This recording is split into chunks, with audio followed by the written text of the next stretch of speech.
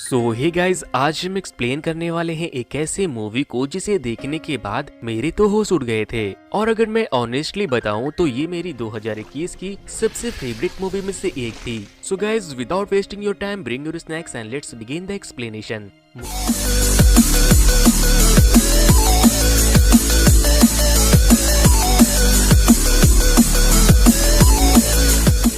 Movie के starting में हम सैंची के फादर को देखते हैं, जो कि अपने पावरफुल टेन रिंग्स के साथ पूरी फौज से अकेले भिड़ जाते हैं। और ये बात कोई भी नहीं जानता कि आखिर वो पावरफुल टेन रिंग्स उनके पास आई कहां से थी। उन टेन रिंग्स में बहुत ही ज्यादा पावरफुल और स्पिरिचुअल पावर्स थी। उसे पहनने के बाद वो इमॉर्टल हो गए थे।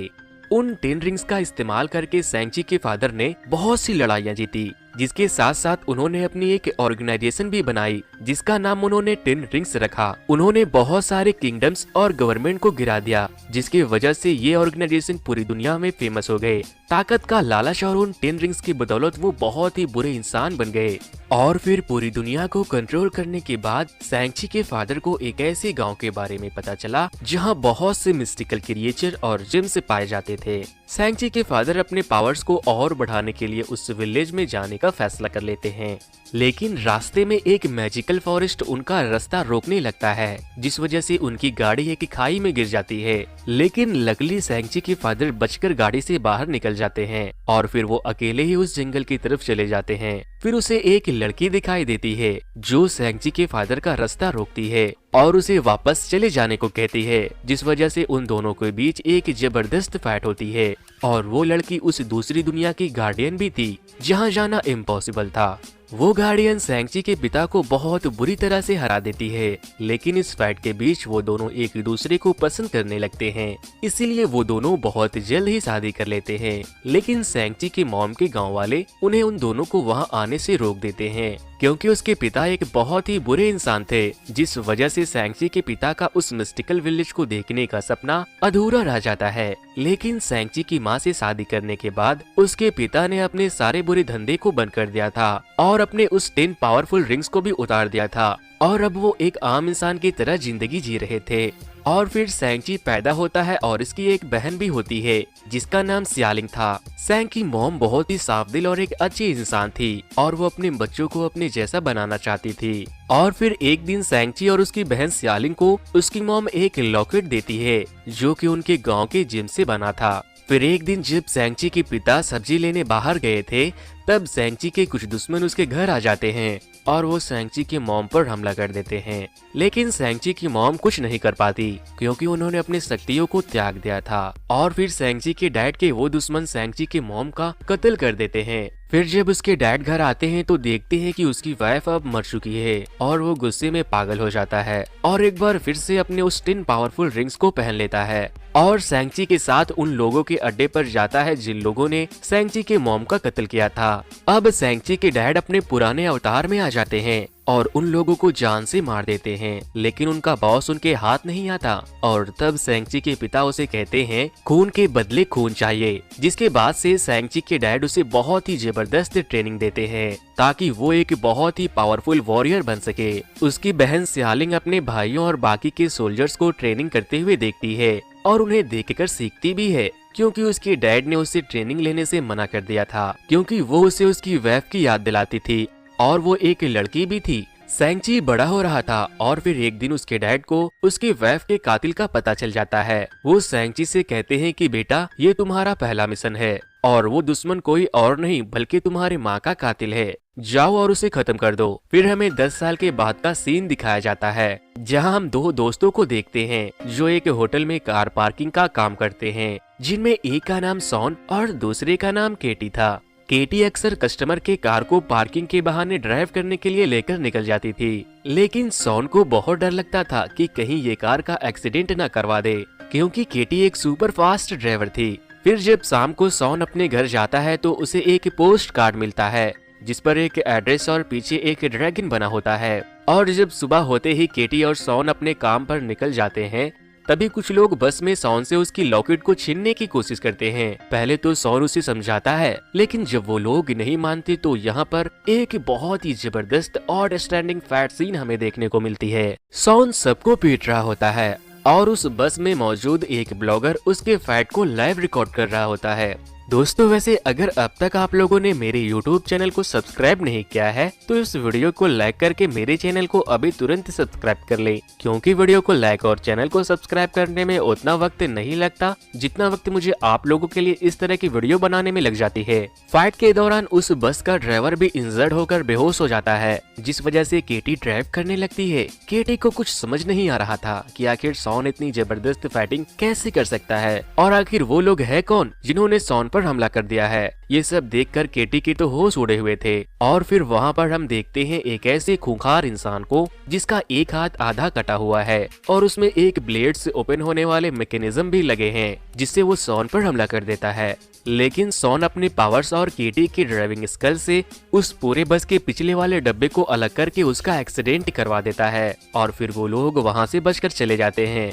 लेकिन तभी केटी देखती है कि सॉन का लॉकेट उसके पास नहीं है, जिसके बाद सॉन सीधे अपने घर आता है और अपने सामान को पैक करने लगता है। जिसके बाद केटी पूछती है कि मुझे बताओ ये सब हो क्या रहा है, आखिर वो लोग थे कौन। जिस पर सॉन बताता है कि वो मकाऊ जा रहा है क्योंकि वो लोग उसके बाद उसकी बहन के पीछे जाएंगे और जिन लोगों ने उन पर हमला किया था उन्हें उसके डैड ने भेजा था। ये सब सुनकर केटी के तो होश उड़ गए थे, क्योंकि सॉन 10 साल से उसके साथ था, लेकिन उसने उसे आज तक ये नहीं बताया था कि उसकी एक बहन भी है और एक ऐसा बाप भी है जो उसके ऊपर हमला करवा सकता है। केटी बोलती है मुझे बाकी की सारी बातें प्लेन में समझाना, और वो भी जबरदस्ती सॉन के साथ मकाऊ चली जाती है। प्लेन में सॉन उसे बताता है कि मेरा नाम सॉन नहीं बल्कि मेरा नाम सैंगची है, और वो अपने बारे में सारी बातें बताता है। दोस्तों यहाँ पर हमें ये भी पता चलता है कि जब सैंगची के डैड ने उसे उसकी मॉम को कातिल को मारने के लिए भेजा था, तब वो उसे मारने के बजाय वहाँ से भाग गया था। अब जब सॉन और किटी मकाऊ पहुँचते हैं तो वो एक एड्रेस पर जाते हैं जो उस पोस्टल कार्ड पर लिखा था। सॉन जैसे ही उस जगह पर पहुंचता है, वहां एक आदमी उसे गले लगाता है और कहता है कि तुम्हें फाइट करनी होगी क्योंकि मैंने तुम्हारी बस वाली वीडियो देखी है जिस पर 2 दिन में 2 मिलियन लाइक मिल चुके हैं। वैसे दोस्तों एटलीस्ट आप मेरे इस वीडियो को 2000 लाइक तो पहुंचा ही सकते हो। फिर सॉन बोलता है मैं यहाँ कोई फाइट करने नहीं बल्कि अपनी बहन को ढूंढने आया हूँ। फिर वो शख्स सॉन से कहता है कि अगर तुम फाइट करोगी तो मैं तुम्हारी बहन को ढूंढने में तुम्हारी मदद करूंगा। अब हम यहाँ पर डॉक्टर स्ट्रेंज की मूवी से वॉन्ग को भी देखते हैं जो कि एक मॉन्स्टर से लड़ रहे होते हैं और वो उस मॉन्स्टर को अपने लूप होल्स के जरिए हरा देते हैं। अब सॉन की फाइट होती है जिस पर बहुत से लोग पैसा लगाते हैं और उसकी फाइट होती है उसकी बहन सियालिंग से, और वो सॉन को बहुत मारती है और सॉन हार जाता है। जिसके बाद हम देखते हैं कि सॉन की दोस्त केटी ने सॉन के खिलाफ पैसे लगाए थे और वो ढेर सारे पैसे जीत जाती है। सॉन की बहन सॉन से सीधे मुंह बात नहीं करती क्योंकि सॉन उसे अकेला छोड़कर घर से भाग गया था। सॉन बोलता है वो लोग तुम्हारे पीछे आ रहे होंगे, जिस पर वो बोलती है मैं उन सब से निपट लूंगी जैसे मैंने 10 साल पहले निपट लिया था। और फिर तभी सैंगची और सियालिंग के पिता के गुंडे वहाँ आ जाते हैं और उन्हें देखते ही सियालिंग अपने दोस्तों के साथ सॉन को छोड़कर भाग जाती है। और फिर सॉन और केटी बचने के लिए खिड़की को तोड़कर कंस्ट्रक्शन पैप से उतरने की कोशिश करते हैं, लेकिन वो लोग उन पर हमला कर देते हैं, जिससे सॉन केटी से कहता है तुम आगे बढ़ो, मैं जब तक इन लोगों से निपटता हूँ। लेकिन वो लोग केटी पर भी हमला कर देते हैं और केटी गिरने ही वाली होती है कि तभी सियालिंग वहाँ आती है और उसे बचा लेती है। वो लोग लड़ ही रहे होते हैं और तभी उनके डैड का एक वॉरियर सियालिंग के लॉकेट को छीनकर भागता है और सैन उसके पीछे जाता है और उससे फाइट करने लगता है। वो उसे मारने ही वाला था कि तभी सॉन के डैड वहाँ आते हैं और बोलते हैं बस अब बहुत हो गया, चलो घर चले। और वो उन दोनों के साथ साथ केटी को भी अपने साथ लेकर जाते हैं।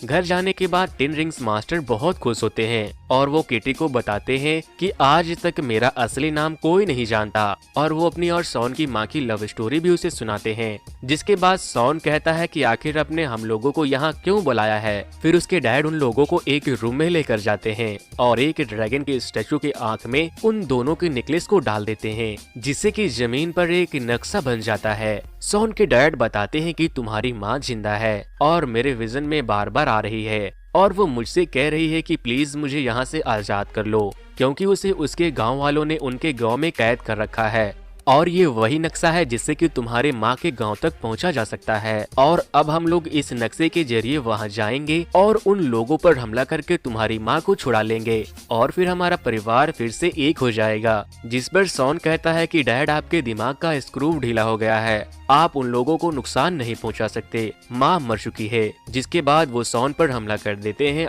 और जब सियालिंग उसे बचाने की कोशिश करती है तो वो उसे भी मारते हैं और फिर वो उन दोनों के साथ साथ केटी को भी बेसमेंट में बंद कर देते हैं।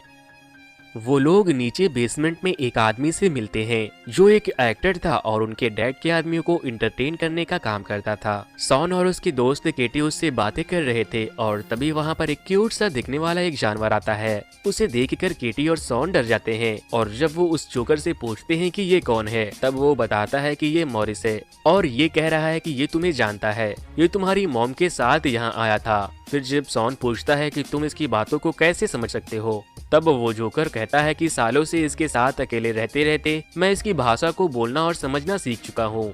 फिर मॉरिस शॉन से कहता है कि प्लीज मेरे घर ले चलो, जिस पर शॉन कहता है कि मैं जरूर ले जाता अगर मुझे तुम्हारे घर का रास्ता पता होता, मैं वहाँ नहीं जा सकता। और फिर मॉरिस कहता है कि मैं तुम्हें वहाँ लेकर जा सकता हूँ, वो भी अभी, मुझे उस जगह तक पहुँचने का नक्शा पता है। और फिर तभी सियालिंग दीवार तोड़कर अंदर आती है और उन लोगों को बताती है कि लास्ट टाइम मैं इधर से ही घर से भागी थी। फिर वो लोग प्लान बनाते हैं कि हमें वहाँ डैड से पहले जाना होगा और जाके उन लोगों को अलर्ट करना पड़ेगा कि डैड यहाँ पर अपने पूरी सेना को लेकर हमला करने वाले हैं। और फिर वो लोग बेसमेंट से एक कार लेते हैं और फरार हो जाते हैं। उनके गार्ड्स उनके पीछा करने की कोशिश तो करते हैं लेकिन वो नाकाम हो जाते हैं। जिसके बाद वो लोग उस जंगल में पहुंच जाते हैं और मॉरिस के बताए गए डायरेक्शन को फॉलो करते हैं और फाइनली वो लोग एक झरने के सामने आ जाते हैं। और फिर उस झरने को पार करते ही एक ऐसी दुनिया को देखते हैं जहाँ बहुत ही अलग अलग तरह के क्रिएचर थे और वो एक बहुत ही ब्यूटीफुल जगह था। ये सब नजारा देखकर उन लोगों के तो होश उड़ गए थे और मॉरिस भी अपने घर पहुंचकर बहुत खुश था। जिसके बाद वहाँ उनकी मुलाकात उनकी माँ की बहन से होती है। शॉन उन्हें बताता है कि मेरे डैड आप लोगों के ऊपर हमला करने आ रहे हैं क्योंकि उनका मानना है कि आप लोगों ने मेरे मॉम को यहाँ कैद कर रखा है। फिर उनकी माँ की बहन उसे बताती है कि मेरी बहन एक बहुत ही नेकदिल और अच्छे इंसान थी, लेकिन तुम्हारे डैड से प्यार करने के बाद उसने अपना सब कुछ त्याग दिया था, लेकिन तुम्हारे डैड की वजह से मेरी बहन की जान चली गई। फिर शॉन की मौसी उन लोगों को एक म्यूजियम में लेकर जाती है जो उनका इतिहास बताता है। वो बताती है कि हजारों सालों पहले हम इस खूबसूरत सी दुनिया में बहुत ही सुख शांति से रहते थे, लेकिन हमारी शांति को भंग कर दिया अंधेरे के हैवान ने। वो अपने साथ आत्माओं को निगलने वाली पूरी फौज लाया था। उसके राह में जो कोई भी आता उसकी फौज उसकी आत्मा को निगल जाती और उसके आत्मा को निगलने के बाद वो पहले से भी ज्यादा ताकतवर हो जाती और हमारी दुनिया को तबाह करने के बाद वो हैवान तुम्हारी दुनिया की तरफ बढ़ने लगे। और फिर उसके बाद हमारी दुनिया के नेता ने अपने कुछ सबसे ताकतवर सिपाहियों को भेजा, लेकिन हमारे पूर्वज तो इंसान थे, वो कैसे टिक पाते उन काली शक्तियों के सामने। फिर एक दिन महारक्षक आए और हमारी हार को जीत में बदल दिया। उन्होंने हमारे साथ मिलकर उस अंधेरे की दुनिया के हैवान और उसके आत्मा भक्षक फौज को इस दीवार के पीछे कैद कर दिया और उसके बाद से हमारे महारक्षक के वरदान से हम लोगों ने आज तक इस काले द्वार की रक्षा की है। अब वो ये भी बताती है कि उस काले दीवार के पीछे जो शक्तियां हैं वो इससे पहले भी कई बार कई ताकतवर लोगों को यहाँ खींच लाई थी ताकि वो उसे उस दरवाजे से आजाद कर सके। फिर हम देखते हैं कि वो लोग जंग की तैयारी करने लगते हैं और शॉन की मौसी उसे और उसकी बहन को एक ड्रेस भी देते हैं जो उसकी माँ ने बहुत पहले उन्हें दिया था, क्योंकि उसकी माँ जानती थी कि एक दिन उनके बच्चे उनके गाँव तक जरूर पहुँच जाएंगे। वो लोग केटी को भी तीर चलाने के लिए सिखाते हैं और शॉन अपने मौसी से वो टेक्निक सीखता है जिससे कि उसकी माँ ने उसके डैड को हराया था। और सियालिंग भी ट्रेनिंग शुरू कर देती है ताकि वो लोग अपने पिता से लड़कर उस द्वार को टूटने से बचा सके। अगले दिन शॉन के डैड की सेना वहाँ पहुँच जाती है। शॉन उनसे कहता है कि मॉम मर चुकी है डैड, यहाँ से चले जाए, यहाँ कुछ नहीं है। वो उनके बातों को नहीं मानते और उन पर हमला कर देते हैं। वो लोग आपस में लड़ रहे होते हैं और शॉन के डैड उस दरवाजे की तरफ बढ़ रहे थे और फिर शॉन वहाँ जाता है और उसकी लड़ाई उसके डैड से होती है। शॉन अपनी मौसी के सिखाए गए टेक्निक से अपने डैड पर भारी पड़ रहा था, लेकिन तभी उसके डैड अपने रिंग्स के पावर का पूरा इस्तेमाल करते हैं और शॉन को एक जोरदार पंच मारते हैं जिससे कि शॉन बहुत दूर जाकर नदी में डूब जाता है। और सॉन के डैड उस दरवाजे तक पहुंच जाते हैं और उस दरवाजे पर जोर जोर से पंच करना शुरू कर देते हैं। और तभी द्वार में हलचल होती है और उसमें से एक चाइल्ड मॉन्स्टर निकलता है और फिर एक एक करके बहुत से डीमन मॉन्स्टर निकलने लगते हैं, जिन्हें देखकर सियालिंग अपने डैड के आदमियों से कहती है हमें आपस में लड़ना बंद करके उन हैवान से लड़ना होगा, वरना हम सब मारे जाएंगे। लेकिन वो लोग मानने से इनकार कर देते हैं। फिर जब एक डीमन उनके एक वॉरियर की आत्मा को निगल लेता है और उस पर भी हमला कर देता है तो वो उसे मारने की बहुत कोशिश करता है, लेकिन वो नहीं मरते, क्योंकि वो बस एक खास तरह के हथियार से ही मरते हैं जो कि सिर्फ वहाँ के लोगों के पास था। फिर सियालिंग उस हैवान को मार देती है और फिर वो बोलता है कि हाँ हम साथ मिलकर लड़ेंगे। वो छोटा डीमन आत्माओं को चुराकर हैवान के देवता को खिलाने के लिए लेकर चला जाता है, क्योंकि वो बहुत सालों से भूखा था और आत्माओं को निगलने के बाद उसकी ताकत बढ़ जाती थी। और तभी सॉन की जान एक ड्रैगन बचाता है और वो पानी से बाहर निकलकर उन डीमन को खाना शुरू कर देता है। फिर सॉन अपने पिता के पास जाता है और बोलता है वहाँ कोई नहीं है डैड, जिसके बाद उसके डैड बोलते हैं कि हट जाओ मेरे रास्ते से। और फिर उन दोनों के बीच एक लड़ाई होती है। इधर हम देखते हैं कि वो जोकर मरने का नाटक कर रहा है और जब मॉरिस उससे पूछता है कि क्या हुआ तो वो बोलता है कि मैं मरने का नाटक कर रहा हूँ, तुम भी करो। और फिर मॉरिस भी मरने का नाटक करने लगता है और इधर बहुत से डीमन ड्रैगन के आंखों पर हमला कर देते हैं और तभी सियालिंग अपने तीर से उस ड्रैगन की जान बचाती है। और अब हम देखते हैं कि सॉन अपनी मौसी की सिखाए कुंफू का इस्तेमाल करके वो अपने डैड्स के सारे रिंग को कंट्रोल कर लेता है, जिसे आज तक कोई भी कंट्रोल नहीं कर पाया था। और फिर वो अपने डैड पर हमला करने वाला होता है, लेकिन वो उस रिंग को फेंक देता है और कहता है प्लीज डैड यहाँ से चले जाइए, यहाँ पर कोई भी नहीं है। जिसके बाद वो बोलते हैं मुझे जाना होगा, वो मुझे बुला रही है बेटा, वो तुम्हारी माँ है। और तभी वहाँ एक ब्लास्ट होता है और फिर वो हैवान दरवाजे को तोड़कर आजाद हो जाता है और आजाद होते ही वो सॉन और उसके डैड पर हमला कर देता है। लेकिन सॉन के डैड अपने रिंग्स को पहन लेते हैं और सॉन को दूर फेंक देते हैं और उसकी जान बचाते हैं।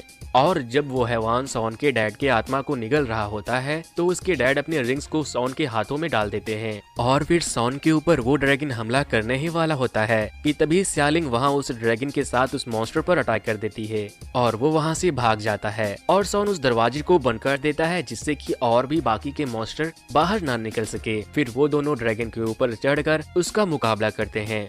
वो डेविल मॉन्स्टर कमजोर पड़ ही रहा था और तभी उसके चाइल्ड मॉन्स्टर उसे आत्मा खिलाने लगते हैं, जिससे कि वो ताकतवर होता चला जाता है। फिर वो मास्टर जिसने केटी को ट्रेनिंग दी थी वो बोलते हैं उसके गले पर वार करो, नहीं तो अगर उसने ड्रैगन की आत्मा को निगल लिया तब वो और भी शक्तिशाली हो जाएगा और फिर कोई भी जिंदा बच नहीं पाएगा। और वो उसके ऊपर खुद वार करने ही वाले होते हैं कि पीछे से एक चाइल्ड डेविल मॉन्स्टर आता है और उसे उठाकर उसकी आत्मा को निगल लेता है। इधर वो बिग मॉन्स्टर सियालिंग को पकड़कर खींच रहा होता है और वो उसे निगलने ही वाला होता है। और फिर तभी केटी तीर को छोड़ देती है, जिससे कि वो मॉन्स्टर इंजर्ड हो जाता है और उसके बाद सॉन अपनी रिंग्स को मॉन्स्टर के पेट में डाल देता है और उसके पेट को फाड़ देता है और वो लोग इस लड़ाई को जीत जाते हैं। लेकिन बहुत लोगों की जान जा चुकी थी। अब हम सॉन और केटी को एक रेस्टोरेंट में देखते हैं। वो ये कहानी अपने कुछ दोस्तों को बता रही थी, लेकिन वो उनके बातों पर विश्वास नहीं करते। और तभी वहाँ पर एंट्री होती है वोंग की, जो कि डॉक्टर स्ट्रेंज की मूवी से हैं। वो सॉन से पूछते हैं तुम्हारे पास वो रिंग्स अभी भी है क्या? सॉन बोलता है हाँ। फिर वोंग सॉन को अपने साथ आने को बोलते हैं, जिससे हमें ये पता चलता है कि डॉक्टर स्ट्रेंज के आने वाले मूवी में हमें सॉन भी देखने को मिल सकता है।